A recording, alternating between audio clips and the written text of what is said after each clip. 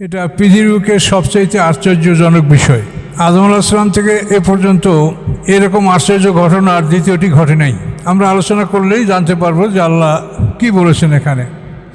আউযু বিল্লাহি মিনাশ শাইতানির রাজিম, বিসমিল্লাহির রহমানির রহিম।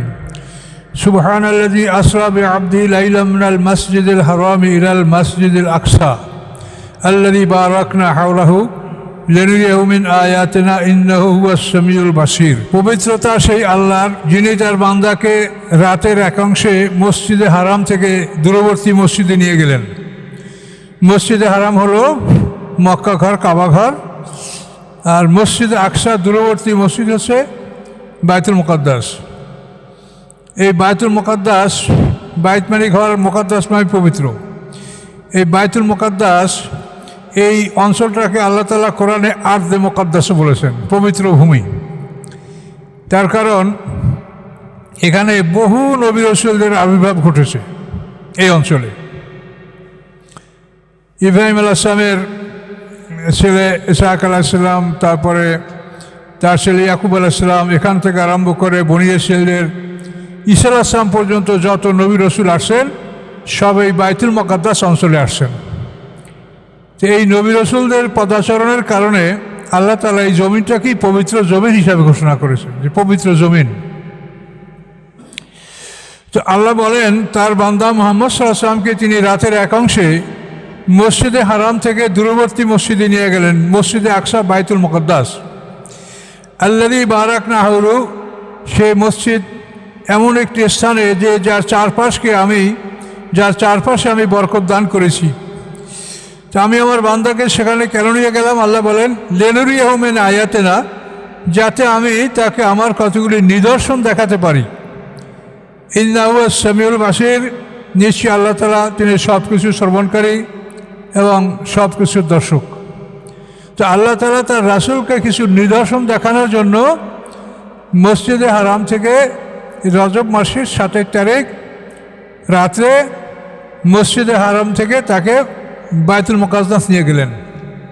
মসজিদে হারাম থেকে বাইতুল মুকাদ্দাসের দূরত্ব হল 40 মঞ্জিল, অর্থাৎ সাধারণ সওয়ারির পরে ঘোড়া বা উঠে বা পদব্রজে গেলে 40 দিনের রাস্তা, 40টা মঞ্জিল, 16 মাইল 1 মঞ্জিল, তো এর 40 মঞ্জিল। তো অ্যারাবিয়ান মাইল কিন্তু আমাদের এই খ্রিস্টান মাইল না, অ্যারাবিয়ান মাইল হলো 4000 গজে মাইল। খ্রিস্টানদের মাইল হলো 1760 গজে মাইল, আর এখন হলো মিটার, 1000 মিটারে 1 কিলোমিটার। কিন্তু এই কোরআনে যে সফরের কথা বলা আছে, তো সেখানে কিন্তু এই মাইলটা হচ্ছে অ্যারাবিয়ান মাইল, আরব দেশের মাইল। সেখানে 4000 গজে মাইল অথবা 12000 কদমে 1 মাইল। এটা আপনারা সূরা নিসার মধ্যে এটা পাবেন, যেখানে সফরের কথা বলা আছে, সেখানে এই কথাগুলি বলা আছে হাসিয়ার মধ্যে, যে অ্যারাবিয়ান মাইল হলো 4000 গজে মাইল। তো এই মাইলে 16 মাইলে 1 মঞ্জিল, এবং 3 মঞ্জিল দূরে সফরের নিয়াত করলে মানুষ মুসাফির হবে। সম্মানিত সুধী, তো এখানে এই আশ্চর্য বিষয় যে পৃথিবীতে এমন কোনো ঘটনা ইতিপূর্বে বা আজ পর্যন্ত এই মেরাজ ছাড়া ঘটে নাই, যে আল্লাহ তাআলা একই রাত্রে তার একজন বান্দাকে মসজিদে হারাম থেকে মসজিদে আকসায় নিয়ে গেছেন। সেখানেই তার যাত্রা সমাপ্ত নয়, সেখান থেকে আল্লাহ তাআলা তাকে সিদরাতুল মুনতাহা পর্যন্ত সফর করিয়েছেন। সূরা নাজমের মধ্যে আছে ওয়ালাকাদ রাআহু নাজলাতান উখরা ইনদা সিদরাতুল মুনতাহা। মুহাম্মদ সাল্লাল্লাহু আলাইহি ওয়াসাল্লাম জিবরিল আমিনকে আর একবার দেখেছেন সিদরাতুল মুনতাহার কাছে। জিবরিল আমিনকে আল্লাহ রাসূল প্রথম দেখেছেন আরাফাত প্রান্তরে, পৃথিবীর বুকে। আল্লাহ রাসূল জিবরিল আমিনকে অনুরোধ করেছেন যে আপনাকে আমি একটু সশরীরে দেখতে চাই। তো জিবরিল আমিন বলছেন যে এটা আপনার পক্ষে অসম্ভব ব্যাপার হবে। তারপর আল্লাহ রাসূল অনুরোধ করেন যে হ্যাঁ, আমি একটু আপনাকে দেখব। তখন জিবরিল আমিন বলেন কোনখানে দেখবেন? তা আল্লাহ রাসূল বলেন তানিমে, মক্কার উত্তর দিকে তানিম, মক্কা ঘর হেরেমের তানিমে তো বললেন যে না, ওই জায়গায় পোষাবে না। তারপর আল্লাহ রসুল বললেন যে হেরা গুহায়, হেরা পর্বতে আপনি দর্শন দেন, না এখানেও হবে না। তাহলে কোথায়? তাহলে আরাফাতে। এবার জিবরাইল বললেন যে আরাফাতে হতে পারে। তখন আরাফাত ময়দানের উঁচু দিগন্তে, যেটা কোরআনের ভাষা, তো আরাফাত ময়দানের উঁচু দিগন্তে জিবরিল আমিন যখন আত্মপ্রকাশ করতে শুরু করলেন, তখন একটা চরচর ঝরঝর শব্দ হতে লাগলো এবং তিনি তার 600 পাখা, এই পাখাগুলি যখন মেললেন তখন সমস্ত দিগন্ত অন্ধকার হয়ে গেল, সূর্যের আলো দেখা যাচ্ছে না, এবং আল্লাহ রসুল তাকে দেখে বেহুশ হয়ে পড়ে গেলেন। আর অতঃপর জিবরিল আমিন আবার স্বাভাবিক অবস্থায় ফিরে এসে মানুষের বেশে আল্লাহ রসুলকে আলিঙ্গন করলেন, আদর করলেন এবং তার স্বাভাবিক অবস্থা ফিরে আসলো। তো জিবরিল আমিনকে এ হলো প্রথম দেখা। আর দ্বিতীয় দেখা হলো ওয়ালাকাদ রাহু নাজলাতান উখরা ইনদা সিদরাতুল মুনতাহা। সিদরাতুল মুনতাহা হলো সপ্ত আকাশের উপরে। সিদরুল শব্দের অর্থ বড়ই গাছ, কুল গাছ। মুনতাহা মানে শেষ সীমানা, মানে ফেরেশতাদের যাতায়াতের ওইটার শেষ সীমানা। ফেরেশতারা ওর সামনে আর যেতে পারে না।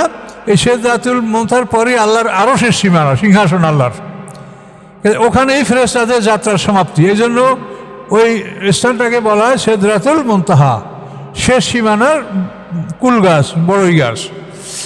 তো আল্লাহ তাআলা কোরআনে স্পষ্ট বলেছেন ওয়ালাকাদ রাহু নাজলাতান উখরা ইনদা সিদরাতুল মুনতাহা। আল্লাহ রাসূল আরও একবার জিবরিল আমিনকে দেখেছেন সিদরাতুল মুনতাহায়। তাহলে এখন একই রাতে মক্কা থেকে বাইতুল মুকাদ্দাস এবং সেখান থেকে সপ্ত আকাশ পাড়ি দিয়ে সিদরাতুল মুনতাহা পর্যন্ত আল্লাহ রসুলের সফর কোরআন দ্বারা প্রমাণিত। এরকম আশ্চর্য বিষয় পৃথিবীতে ইতিপূর্বেও ঘটে নাই, আজ পর্যন্ত ঘটে নাই, আর ঘটবে কিনা ঘটার মনে হয় যে সম্ভাবনাও নাই। তার কারণ আমাদের বিজ্ঞানীরা, পৃথিবীর উন্নত দেশের বিজ্ঞানীরা, তারা হয়তো চাঁদে গেছে, চাঁদ থেকে মঙ্গলে গেছে, এই পর্যন্ত যাইয়েই তারা সাবাস খুব গেছে। আর আমাদের রাসূল সাল্লাল্লাহু আলাইহি ওয়াসাল্লাম তিনি সপ্ত আকাশের উপরে সিদরাতুল মুনতাহা সেখান পর্যন্ত গেছে। এটা কোরআন বলছে, এটা আমাদের কারো মুখের কথা না। তাহলে এই ঘটনাটা বিশ্বের সবচেয়ে যে আশ্চর্য ঘটনা, এবং এটা আল্লাহই সংগঠিত করেছেন। এটা কোনো মানুষের পক্ষে এটা করা সম্ভব নয়। এবং আল্লাহ তাআলা এভাবে তার রসুলকে শ্রেষ্ঠত্ব দান করেছেন। সকল নবী রসুলদেরই মেরাজ হয়েছে, কিন্তু সেই মেরাজগুলি মুসা আলাইহিস সালাম তুর পাড়ে বসে আল্লাহর দিদার, আল্লাহর সাথে কথোপকথন হয়েছে। ইব্রাহিম আলাইহিস সালামও ওইভাবে আল্লাহ বলেন ওয়াকাযালিকা নুরি ইব্রাহিমা মালাকুতাস সামাওয়াতি ওয়াল আরদ, এভাবে আমি ইব্রাহিম আলাইহিস সালামকে আকাশ পৃথিবীর রাজত্ব আমি তাকে দেখিয়েছি। পৃথিবীতে কি কোথায় হচ্ছে সব ইব্রাহিম আলাইহিস সালাম দেখতে পেয়েছেন। তো এভাবে সমস্ত নবী রাসূলদেরই মেরাজ বা তাদের ঊর্ধ্বগমন বা তাদের সম্মাননা এটা আল্লাহ ঘটিয়ে থাকেন। কিন্তু আমাদের রাসূলের ব্যাপারে যেটা ঘটিয়েছেন এটা বিরল, এর সমকক্ষ, এর সমতুল আর পৃথিবীতে কখনো ঘটান নাই আল্লাহ। তো আল্লাহ রসুল সেখানে কিভাবে গেছেন এগুলি হাদিসে বিস্তারিত বিবরণ আছে, তাফসীরে বিবরণ আছে। সাধারণত হয় যে একটা বৈদ্যুতিক যানে জিবরিল আমিন তাকে সওয়ার করিয়ে তাকে নিয়ে গেছেন বাইতুল মুকাদ্দাসে। সেটাকে আমরা সাধারণত বোরাক বলি। বারকুন মানে বিদ্যুৎ, কাহারবাই আরবিতে বলে বিদ্যুৎ, এর থেকে বোরাক, বারকুন বৈদ্যুতিক যান। তো আল্লাহ ভালো জানেন যে কিসে তাকে নিয়ে যাওয়া হয়েছে। জিবরিল আমিন তার সর্বদা সাথে ছিলেন। বাইতুল মুকাদ্দাসে গিয়ে উপস্থিত হওয়ার পরে জিবরিল আমিন আজান দিয়েছেন, তারপর তিনি একামত দিয়েছেন। এই জিবরিল আমিনের আজানে সেখানে সমস্ত নবী রসুলরা হাজির হয়েছেন এবং তাদের সামনে আল্লাহ রসুল 2 রাকাত সালাত আদায় করেছেন, তিনি ইমামতি করেছেন। আল্লাহ রসুলের পিছনে ইব্রাহিম আলাইহিস সালাম ছিলেন, তার ডানে ইসমাঈল আলাইহিস সালাম, বামে ইসহাক আলাইহিস সালাম, এরপরে মুসা আলাইহিস সালাম। এভাবে 4 কাতার রাসূল এবং 3 কাতার নবী সেখানে উপস্থিত ছিলেন। এদের সামনে আল্লাহ রসুল ইমামতি করেছেন। নামাজ শেষ করার পরে তিনি তাদেরকে একটা প্রশ্ন করেছেন। প্রশ্নটা ছিল এই যে আল্লাহ তাআলা যে প্রশ্নটা রাসূলকে করতে বলেছেন, আল্লাহ বলেছেন ওয়াসআল মান কাদ আরসালনা ক্বাবলাকা মির রুসুলিনা আজআলনা মিন দুনির রহমানি আলিহাতান ইয়াবুদুন। এই প্রশ্ন আল্লাহ বলেছেন, আপনি জিজ্ঞাসা করেন মান কাদ আরসালনা ক্বাবলাকা মির রুসুলিনা, আপনার আগে যে সমস্ত রাসূলগণকে আমি পাঠিয়েছি তাদেরকে আপনি জিজ্ঞাসা করেন যে আজআলনা মিন দুনির রহমানে আলিহাতান ইয়াবুদুন, রহমানের পরিবর্তে কি অন্য কারো ইবাদত করার জন্য আমি অনুমতি দিয়েছি? রহমান ছাড়া আর কারো ইবাদত করা যাবে এমন কোনো অনুমতিকে আমি দিয়েছি? এটা আপনার পূর্বের সমস্ত নবী রাসূলদেরকে আপনি জিজ্ঞাসা করেন। এখন রাসূল শেষ নবী, তিনি তার আগের নবী রাসূলদেরকে কেমনে জিজ্ঞাসা করবেন?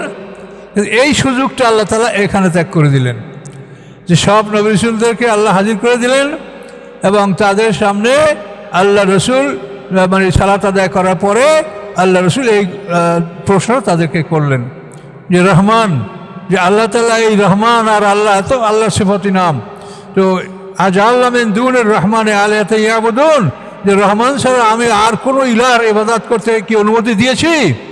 সবাই বললেন যে না, আপনি সাইয়্যিদুল মুরসালিন, সাইয়্যিদুল আম্বিয়া, আপনি আমাদের ইমামতি করেছেন, তো আমরা সবাই আদম আলাইহিস সালাম থেকে আপনার পর্যন্ত আমাদের সবাইকে আল্লাহ তাআলা একটাই আদেশ দিয়েছে, সেটা হচ্ছে লা ইলাহা ইল্লাল্লাহ, বাস এটাই আদেশ, আর না কিছু।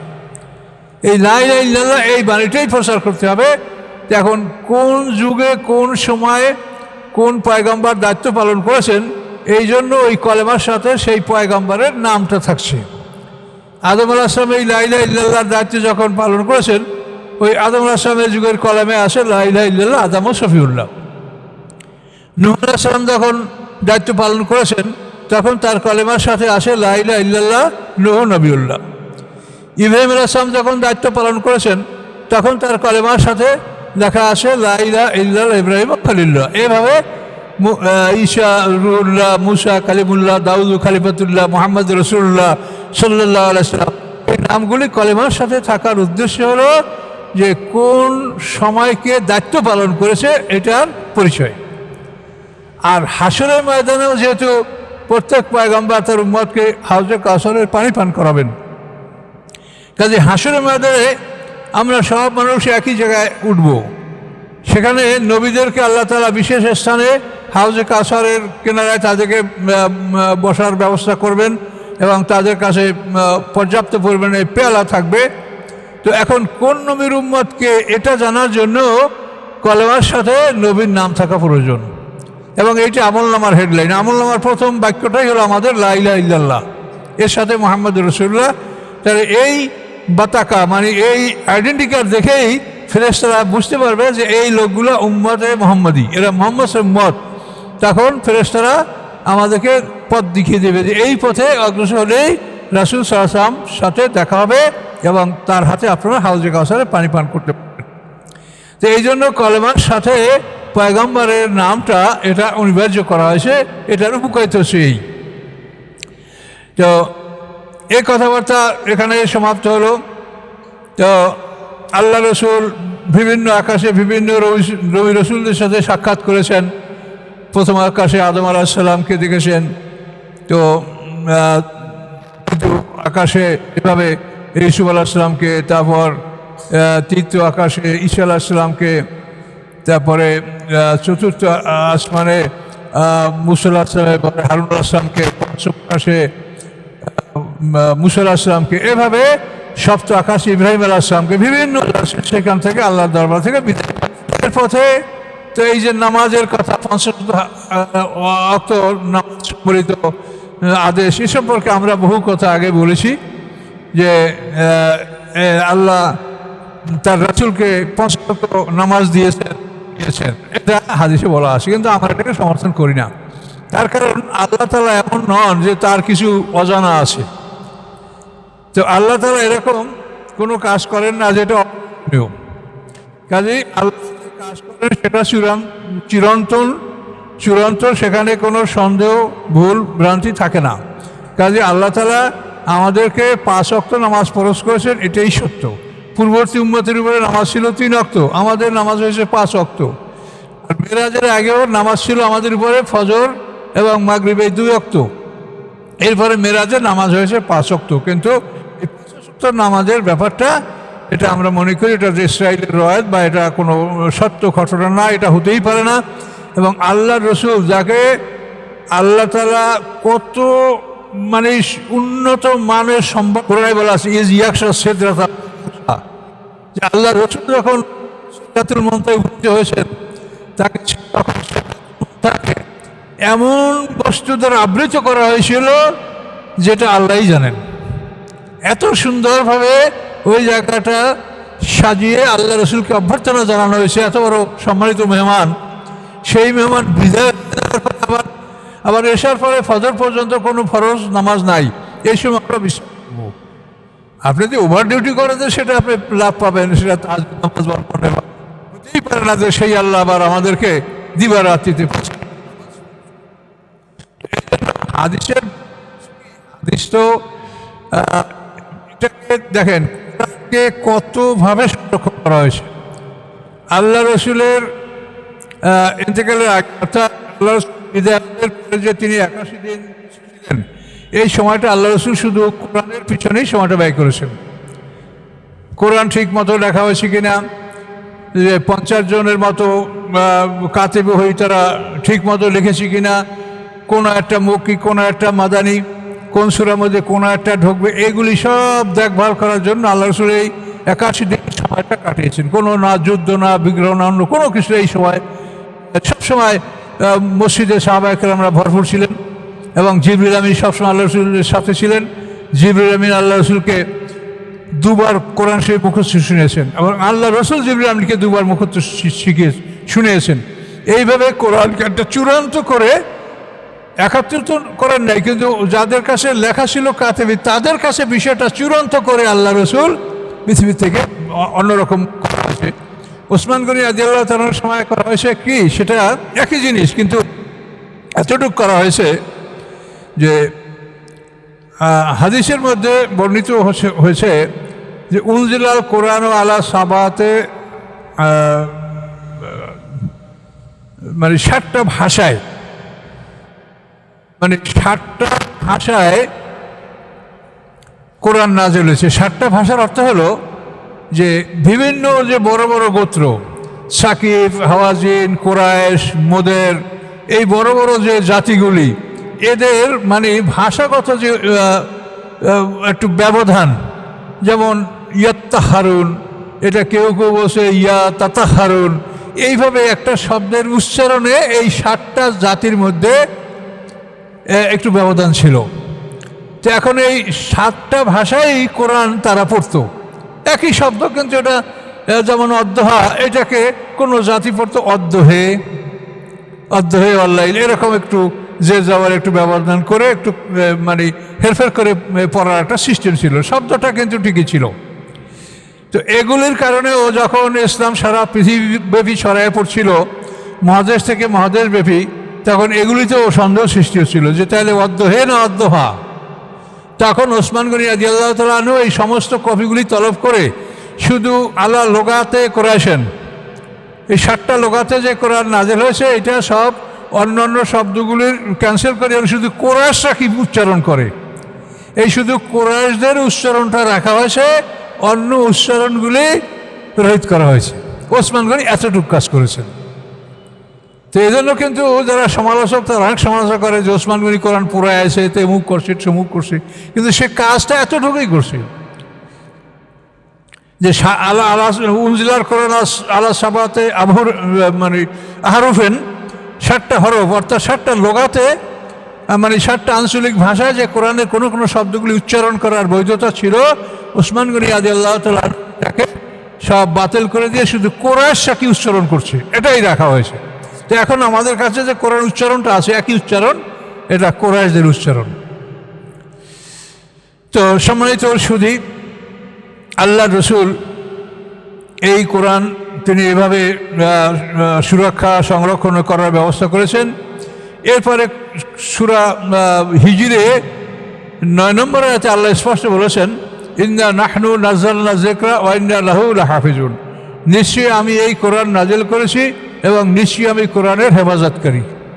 তো যেখানে আল্লাহ স্বয়ং বলছেন যে আমি কোরআনের হেফাজতকারী, সেখানে কোরআনের মধ্যে কোনো হেরফের হওয়া বা শয়তানের কিছু প্রবেশ এটা সম্ভব নয়। তারপর কিন্তু কোরআনের সূরা হজের মধ্যে বলছে আশ্চর্য কথা, আল্লাহ বলছেন ওমা আরসালনা মিন নাবিয়্যিন ওয়ালা রাসূলিন ইল্লা যা তামান্না আলকা শাইতানু ফি উমনিয়্যাতিহি, আল্লাহ বলেন আমি পাঠাই নেই কোনো নবী, পাঠাই নেই কোনো রসুল, এই অবস্থা ছাড়া যে তাদের পাঠের সাথে শয়তানও কিছু পাঠ করত, কিন্তু আমি শয়তানের পাঠকে রহিত করে আমার আয়াতকে আমি প্রতিষ্ঠিত করে দিয়েছি। তো এখন আল্লাহর কোরআন পাঠের সাথে, আল্লাহর ওহী অন্যান্য আসমানি কিতাব পাঠ করার সাথে শয়তান সেখানে তাদের পাঠ মিশিয়ে দেওয়ার চেষ্টা করছে। আমাদের রসুল সাথে সূরা নাজমের সাথে করেছে, বিরাট ঘটনা আছে। তাহলে দেখা যায় যে শয়তান এভাবে মানে ওহীকে এলোমেলো করার জন্য সে মারাত্মক চেষ্টা করেছে। কিন্তু এগুলি তো ওহীর ক্ষেত্রে আল্লাহ বলেছেন যে আমার ওহীর মধ্যে শয়তান এরকম কিছু করতে লাগলে আমি সেটাকে রহিত করে দিয়ে আমার ওহীটাকে আমি প্রতিষ্ঠিত করে দিয়েছি। কিন্তু হাদিসের ব্যাপারে তো এগুলো বলা হয় নাই, আর হাদিসের ব্যাপারে তো এরকম সংরক্ষণের ব্যবস্থা করা হয় নাই। এটা রাসূল সাল্লাল্লাহু আলাইহি ওয়াসাল্লাম যদি লিখে দিয়ে যাইতেন যে এটা আমি লিখছি তোমরা সংরক্ষণ করো, তাহলে একটা গ্যারান্টি থাকতো, তাও তিনি করেন নাই। সাহাবীরাও লেখেন নাই, তাবিঈনরাও লেখেন নাই। এখন রাসূল, সাহাবী, তাবিঈন এদের পরে 233 হিজরিতে এই বুখারী শরীফ লেখা হয়েছে। কারণ এই জন্য এই কিতাবগুলির মধ্যে যেমন আল্লাহর রাসূলের কথা আছে, তেমন অনেক বাজে কথা, জাল কথাও আছে। সেটা যদি আমরা নির্ণয় করতে না পারি তাহলে আমরাই বিপদগ্রস্ত হব।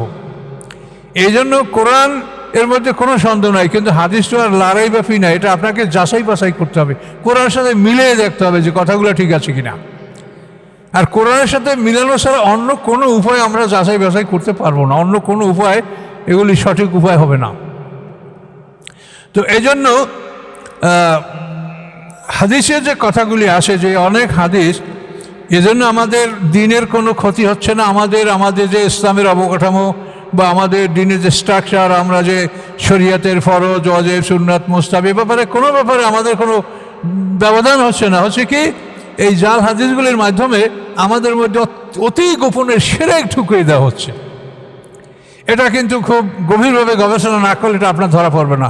আমরাও প্রথম জীবনী করে বুঝি না, আমাদের প্রথম জীবনের আলোচনায় লেখায় অনেক ভুলভ্রান্তি আছে, আমরা তখন এগুলো বুঝি নাই যে এই জাল হাদিসগুলোর মধ্যে কী ক্ষতি আছে।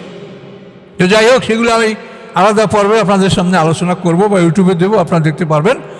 তো এখন এই মেরাজ সম্পর্কে সংক্ষিপ্ত কথা, যে এই মেরাজ থেকে আল্লাহ রসুল একই রাত্রে জান্নাত জাহান্নাম সফর, কারা জান্নাতে যাবে, কারা জাহান্নামে যাবে, যারা এখনও জন্মগ্রহণ করে নাই তারা কে কোথায় যাবে, আল্লাহ তাআলা সব তার রাসূলকে দেখিয়েছেন। এটা আল্লাহর স্পেশাল কুদরত, স্পেশাল পাওয়ার। তো এভাবে সব কিছু, জান্নাত জাহান্নাম সব কিছু দেখেছেন।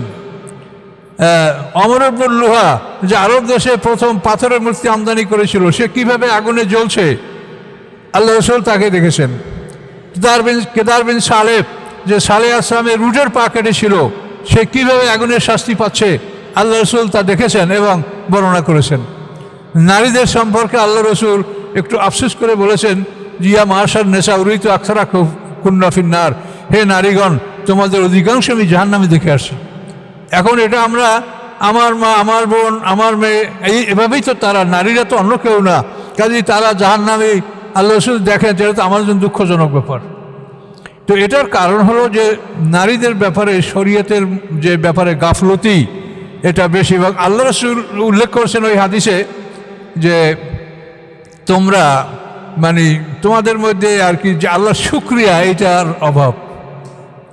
নারীদের মধ্যে আল্লাহর দরবারে শুকরিয়া আদায় করা, মানে স্বামীর প্রতি তারা সন্তুষ্ট হতে পারে না। তাকফুরুনাল আশি তুকাফিরুনাল লায়না, আল্লাহ বলেছেন যে তারা স্বামীর অবাধ্য হয়, স্বামীর কাজে কর্মে তারা সন্তুষ্টি প্রকাশ করে না। দেখেন, পুরুষরা সংসার চালানোর জন্য সমুদ্রে ঝাঁপ দিয়ে জীবন হারাচ্ছে, হাজার হাজার মানুষ সমুদ্রে ঝাঁপিয়ে পড়ে জীবন হারাচ্ছে পুরুষরা ছেলে মেয়ে স্ত্রীকে খাবার দেওয়ার জন্য। কিন্তু নারীর এত বড় ঝুঁকির মধ্যে তারা পড়ে না, আর যদি তারা পড়ে তো ইচ্ছা করতে পারে, আল্লাহ তাদেরকে ঝুঁকির মধ্যে রাখেননি। কিন্তু তারপরও নারীদের মধ্যে কৃতজ্ঞতার অভাব পাওয়া যায়। এ ব্যাপারে বহু কথা আপনারা শুনেছেন যে নারী আসলে জান্নাতে তৈরি হয়েছে। আদম আলাইহিস সালাম এই পৃথিবীকে মাটিতে তাকে সৃষ্টি করা হয়েছে, আর মা হাওয়াকে সৃষ্টি করা হয়েছে জান্নাতে। এই জান্নাতি সৃষ্টি হওয়ার কারণেই নারীদের মনের চাহিদার অত্যন্ত বেশি, খুব ব্যাপক চাহিদা। তাদের চাহিদার কোনো ঘাটতি নেই, আপনি যত কিছু করেন আপনি তাদেরকে থামাতে পারবেন না। আপনি আজ 1 লাখ টাকার বাজার করবেন, কাইল এবার 50,000 লিস্ট দেবে, এইটা লাগবে। আপনি দেখবেন যে না হইলেও হয়, কিন্তু সে বলবে এটা লাগবে, তা নাহলে আপনার সাথে মনোমালিন্য। তো এই জন্য বিষয়গুলি আল্লাহ রসুল মেরাজে এভাবে দেখেছেন এবং খুব মারাত্মক বিষয়গুলি আল্লাহ রসুল দেখেছেন। তো একটা আপনাদেরকে বলি, আল্লাহ রসুল এক জায়গায় দেখেছেন যে ভুনাগ্রস্ত এবং তার পাশেই পচাগ্রস্ত। তো সেখানে দেখা যাচ্ছে একদল মানুষ ওই ভুনাগ্রস্ত খাচ্ছে না, পচাগ্রস্তগুলো মুখ দিয়ে খাচ্ছে।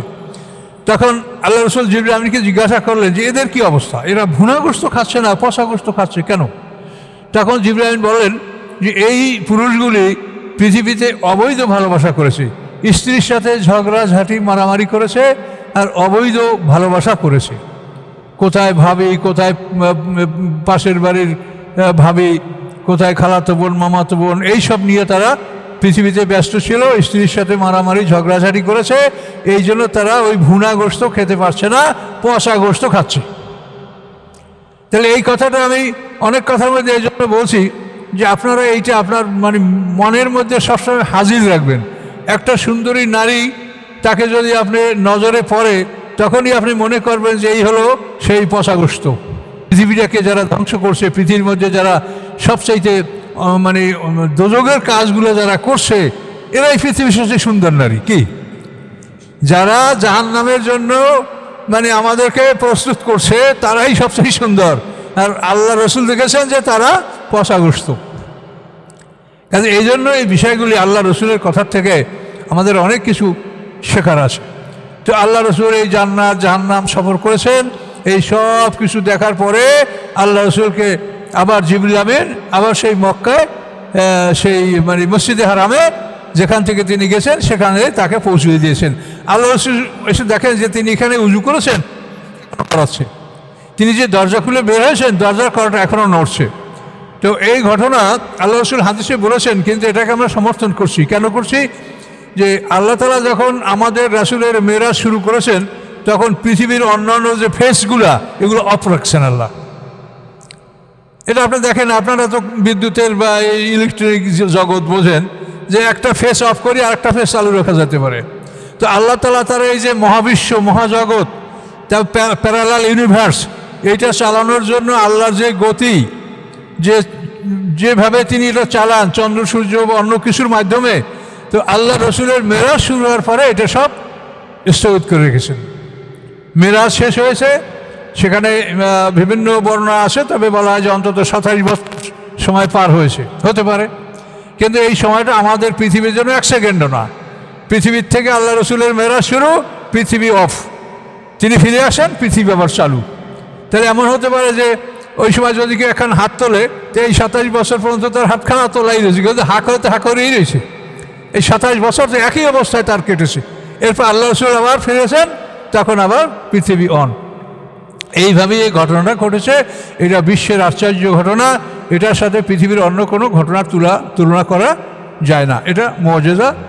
তো এভাবে আল্লাহ রসুল মক্কা যখন আসতেছেন, তো জিতুয়া নামক জায়গায় আসার পরে আল্লাহ রসুল জিবরিল আমিনকে বলে যে আমাকে যে আল্লাহ তাআলা এই সফর করালেন, এটা তো আমার জাতি বিশ্বাস করবে না। তখন জিবরিল আমিন বলে যে কেউ বিশ্বাস না করলে আবু বকর সিদ্দিক বিশ্বাস করবে, এটা জিবরিল আমিন বললেন। তা আল্লাহ রসুল কাবা ঘরে অবস্থান নিলেন, কিন্তু তার মনে খুব দুর্বলতা এবং খুব ব্যথিত মন, যে আমি আসলে কি বলবো কি বলবো না। তো এর মধ্যে আবু জাহেলও আসছে। আবু জাহেল আইসে আল্লাহ রসুলকে উপহাসমূলক জিজ্ঞাসা, ভাতিজা হালে ইস্তাফাত্তা সাইয়া, ভাতিজা আজ কিছু পেয়েছো? তো আল্লাহ রসুল বলেন হ্যাঁ পেয়েছি। কি? যে আমাকে এই রাতে বাইতুল মুকাদ্দাস নিয়ে যাওয়া হয়েছিল, আবার সেখান থেকে সফর করে আমাকে এখানে ফিরিয়ে আনা হয়েছে। কিন্তু সিদরাতুল মুনতাহাটা বলেন নাই হুজুরি, বাইতুল মুকাদ্দাস পর্যন্ত বলেছেন। তো আবু জাহেল বলে যে তুমি এখান থেকে বাইতুল মুকাদ্দাস গেছো, সেখান থেকে আবার এখন তুমি আমাদের মাঝে? হ্যাঁ। আচ্ছা, তুমি আমাকে যা বলছো, আমি যদি তোমার বংশের লোকজনকে ডাকি তাদের সামনে তুমি বলবে? হ্যাঁ বলবো। তখন আবু জাহেল সব বংশের লোকজনকে ডাকলো, হে কাব ইবনে লুয়াইর বংশধর, হালুম্মা ইলাইয়া, আমার কাছে আসো। তো এই কাব ইবনে লুয়াইর বংশ, এটা আল্লাহ রসুলের বংশ, আবু জাহেলের সবই একই বংশ। এরা 2টা গ্রুপ, এরা আল্লাহ রসুল হলো আব্দুল মান্নাফের গ্রুপ, আর ওরা আবদেদার গ্রুপ, আবু জাহেল, একই কুরাইশ বংশের দুটোই। তো সবাই আসে, আসার পরে এখন বসে, তো আবু জাহেল বলে, ভাতিজা এখন তুমি বলো। তখন আল্লাহ রসুল বলেন যে আজ রাত্রে আমাকে বাইতুল মুকাদ্দাস নিয়ে যাওয়া হয়েছে এবং সেখান থেকে আমি বাইতুল মুকাদ্দাস সফর করেছি, নামাজ পড়েছি, পয়গম্বরদের সাথে দেখা সাক্ষাৎ হয়েছে ইত্যাদি, তারপর আবার আমাকে এখানে নিয়ে আসা হয়েছে। এটা বলার পরে এখন ওরা কেউ হাতে তালি দেয়, কেউ মাথায় হাত দেয়, কেউ অবাক হয়ে যায়। কিছু মুসলমান যারা নবমুসলিম তারা দিন ত্যাগ করলো, যে এত বড় কথা মিথ্যা, কাজে আমরা তাকে মানি না, মোরতাদ হয়ে গেল কিছু লোক। এইভাবে অবস্থাটা চলতেছিল। একজন দৌড়ে গেল আবু বকর সিদ্দিকের কাছে, গিয়া বলে, আবু বকর তোমার সাথে এই কথা বলছে যে সে নাকি আজ রাতে বাইতুল মুকাদ্দাস আছে, সেখান থেকে আসে। তা আবু বকর বলেন, তিনি নিজে বলছেন? বলে হ্যাঁ বলছেন। তিনি বললেন সত্যই বলেছেন, এতে কোনো ভুল নেই। আবু বকর সিদ্দিক তিনি বললেন সত্য বলেছেন। তিনি আসে যে দূরের খবর আমাদেরকে বলেন, সকাল সন্ধ্যা আসমান থেকে কী খবর আসে আমরা তা বিশ্বাস করি। কাজে তিনি যদি বলে থাকেন কোনো সন্দেহ না, এটা ঠিক বলছেন উনি। এরপরে ওরা চিন্তা করলো যে আমরা কীভাবে এটা যাচ পড়তাল করবো। তখন ওদের মধ্যে এমন কিছু লোক ছিল যারা বাইতুল মুকাদ্দাস গেছে, সে ওই জায়গাটা মসজিদটা চিনে। তারা বলল যে তুমি যদি বাইতুল মুকাদ্দাস থাকো তো ওটার বিবরণ দিতে পারো? হ্যাঁ পারি। তখন ওর বলো। তখন আল্লাহ রসুল বাইতুল মুকাদ্দাসের বিবরণ দিতে লাগলেন, কিন্তু সব মনে থাকছে না, মাঝে মাঝে যেন বিব্রত হচ্ছেন। তখন আল্লাহ তাআলা বাইতুল মুকাদ্দাসকে আকিল ইবনে আবি তালেবের গৃহের সামনে বাইতুল মুকাদ্দাস মসজিদ হাজির করে দিলেন। তো আল্লাহ রসুল বলেন, আমি দেখে দেখে বাইতুল মুকাদ্দাসের বিবরণ দিচ্ছিলাম এবং আমার বিবরণ শুনে ওরা সবাই বললো যে হ্যাঁ বিবরণ ঠিকই দিয়েছে। তার সামনে সময় নাই, তো মোটামুটি আমরা এতটুকু আপনারা জানবেন যে এই মেরাজ এটা বিশ্বের সবচেয়ে আশ্চর্য ঘটনা। পৃথিবী এখন পর্যন্ত যতখানি অগ্রসর হয়েছে তাতে কোনোভাবেই তারা মেরাজের সমকক্ষ ধারে কাছেও তারা কিছু যেতে পারে নাই। আল্লাহ রসুলকে আল্লাহ তাআলা এই সম্মান দান করেছেন। তিনি আমাদের রসুল, আমরা তার উম্মত, কাজেই তার আনুগত্য করার জন্য আল্লাহ তাআলা কোরআনে 40 বার আদেশ করেছেন যে রাসূলের আনুগত্য করতে হবে। কাজেই আমরা যেন রাসূলের আনুগত্য করি এবং এটা যেন অনুসন্ধান করে জেনে শুনে আমরা আমল করার চেষ্টা করি। আসসালামু আলাইকুম রহমতুল্লাহ।